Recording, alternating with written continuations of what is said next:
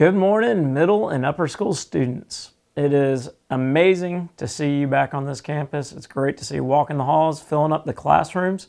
Right now, you're on your first day of school, first period for the 2021 school year, and I want to take a few minutes to give you a heads up on what's going to happen over the next little bit.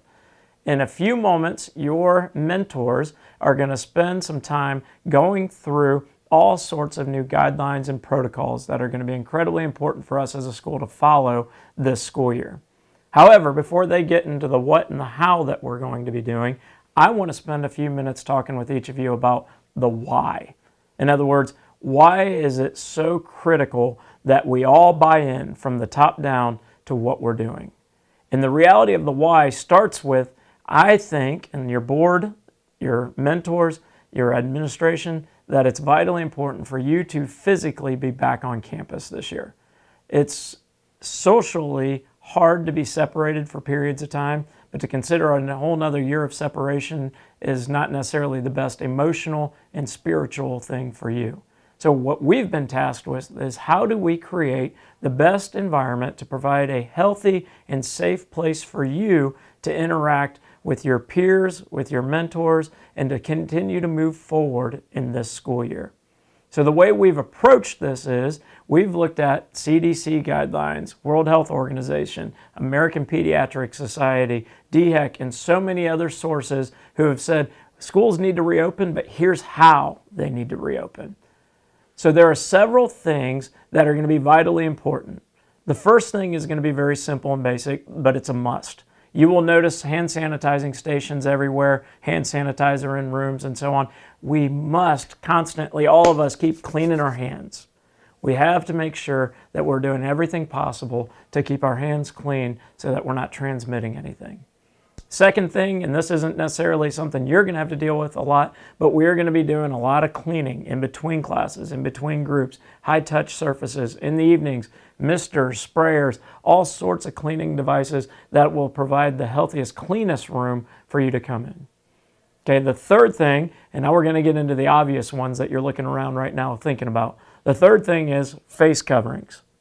It is absolutely essential that during the day, while we're inside, outside of things like lunch or certain electives, that we have face coverings on. Face coverings means covering your nose, your mouth, and the reason for the face covering is it keeps the spray coming out of your mouth and coming into your mouth from other people in the room.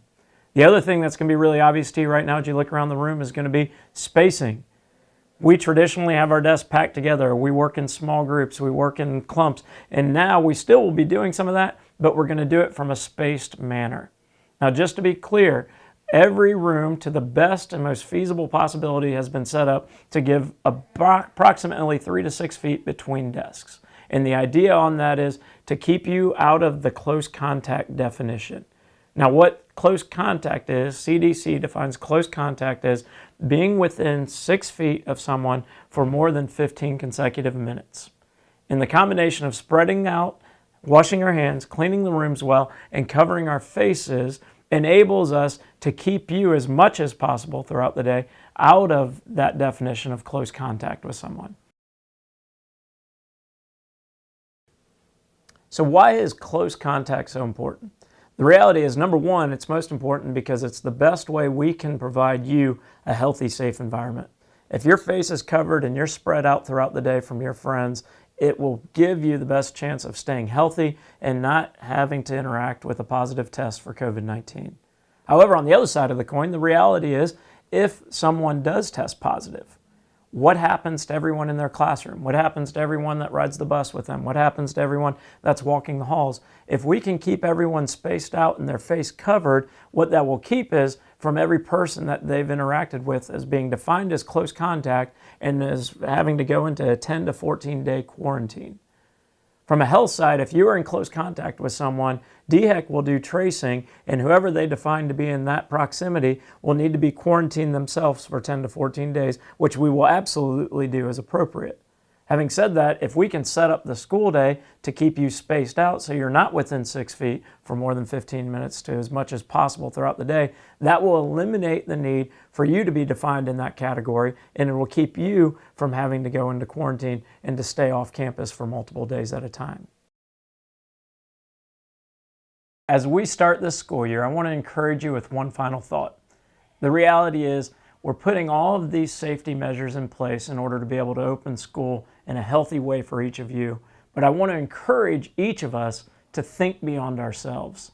If by wearing a mask, spacing out, can keep someone else healthy, it is worth it every time.